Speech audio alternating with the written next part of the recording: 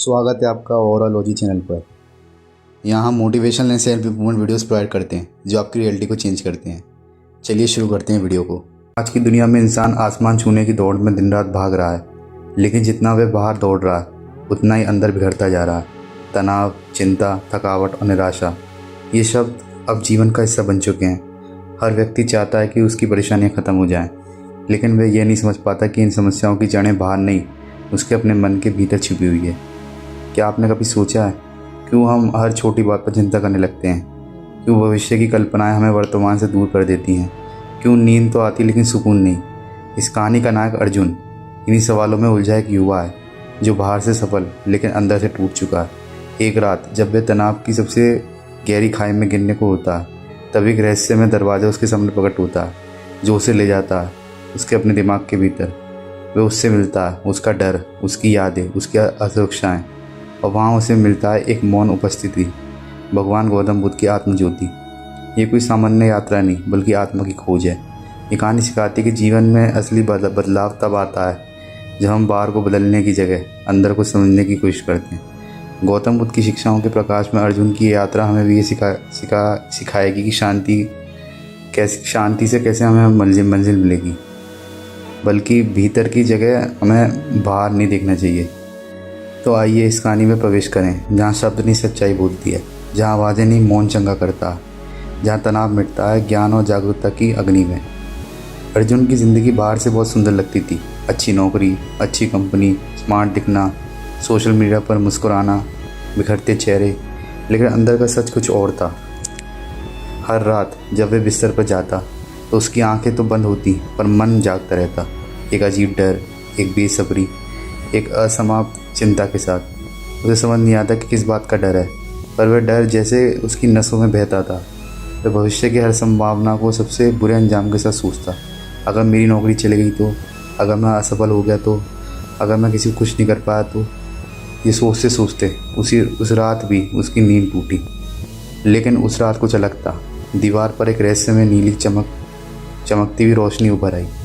वहाँ एक दरवाज़ा बिना दिखाई दिए प्रकाश से निवृत्त, स्वप्न और यथार्थ के बीच की कोई चीज़। दरवाजे पर लिखा था, अपने भीतर प्रवेश करो, जहाँ तुम्हारी चिंता जन्मी है वहीं उसका अंत है। अर्जुन पहले तो घबराया, पर अगले ही पल जैसे उसकी आत्मा ने निर्णय लिया कि अब वो उस दरवाजे के भीतर जाएगा। जैसे ही अर्जुन उस दरवाजे के भीतर गया, उसे ऐसा लगा मानो वह अपने दिमाग के अंदर प्रवेश कर चुका है। चारों ओर घना अंधेरा, लेकिन बीच बीच में आवाज़ें, डर की, पछतावे की, चिंता की, आलोचना की। वो एक जंगल में था।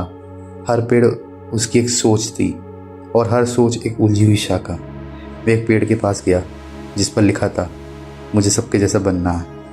और जैसे ही उसने छुआ, पेड़ से एक छाया निकली, एक अंदर का करमाई परछाई जो चिल्लाई, तू कभी पूरा नहीं होगा। अर्जुन डर गया और भागने लगा। जंगल की शाखाएं उसके विचारों की तरह उसे जकड़ रही थी। तभी अचानक में एक हवा का साया गूंजा। जैसे एक बाग में हर फूल अलग होता है, वैसे ही जीवन में तुलना का कोई स्थान नहीं होता। अर्जुन रुक गया, सांस भरी, और उसी क्षण शाखाएं गायब हो गई। गौतम बुद्ध की पहली आवाज़ उसके भीतर कुछ हल्का कर गई थी। अर्जुन आगे बढ़ा तो उसके सामने एक विशाल महल खड़ा था, डर का महल। वहाँ हर कमरे में उसके भीतर के डर संजीव होकर उसे घूर रहे थे। नौकरी छूटने का डर, अकेले मरने का डर, रिजेक्ट होने का डर, गलत साबित होने का डर।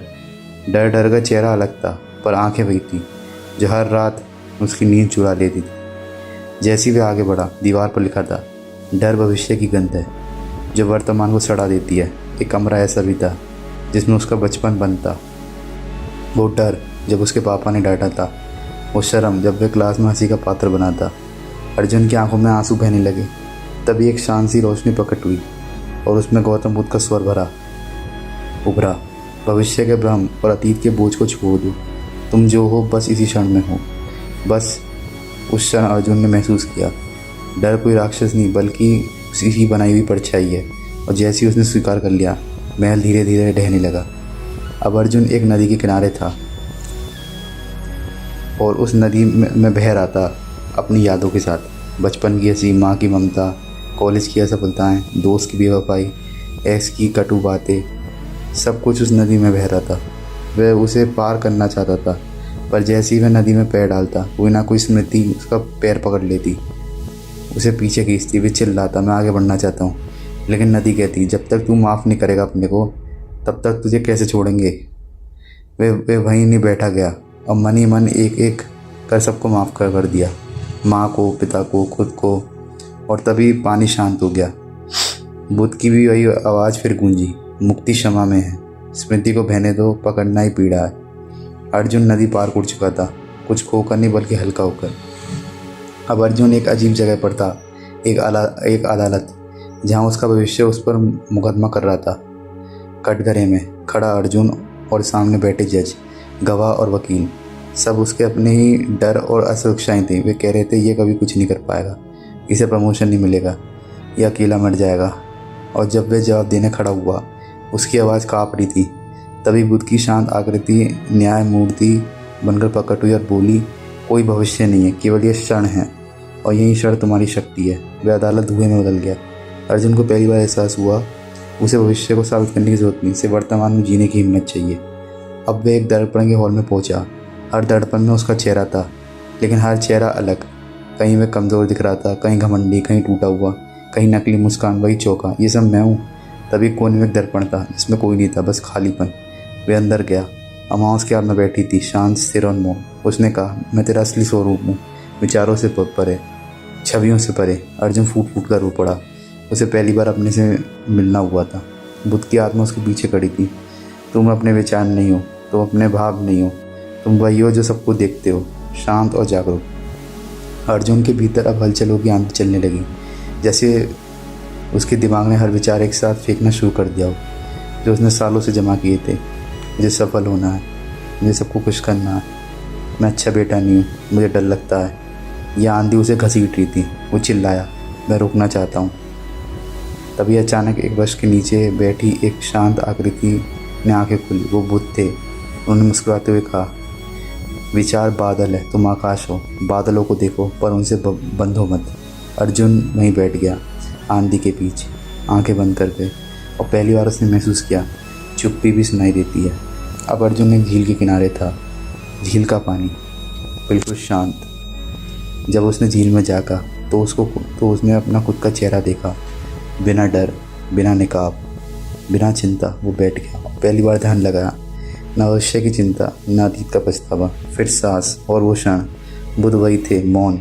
उनकी मौनता ही उसकी शिक्षा थी। ध्यान कोई प्रयास नहीं, एक स्वीकृति है।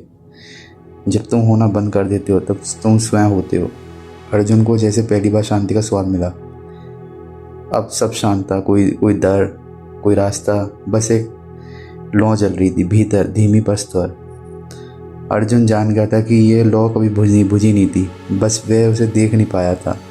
वह लौ ही उसका ध्यान था, उसका आत्मबोध। गौतम बुद्ध ने उसके कंधे पर हाथ रखा।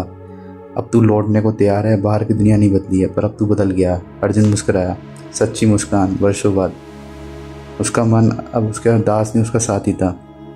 अर्जुन ने आंखें खोली, अपने बिस्तर पर था। वही कमरा, वही दीवारें, वही जिंदगी, लेकिन अब उसके भीतर कुछ नया था, हल्कापन, मौन और जागरूकता। अब वो हर सुबह जागता था तो सबसे पहले ये कहता था कि ये दिन मेरा है, मैं तनाव नहीं, मैं समाधान हूँ। उसकी चाल में आत्मविश्वास था, उसकी आंखों में स्थिरता और दिल में करुणा। उसने अब चिंता को नहीं, सांस को पकड़ना सीख लिया। और जब भी तनाव लौटता वे बैठता, आंखें बंद करता, बुद्ध की वही आवाज़ सुनता, जो स्वयं को जीत लेता है वह दुनिया जीत सकता है।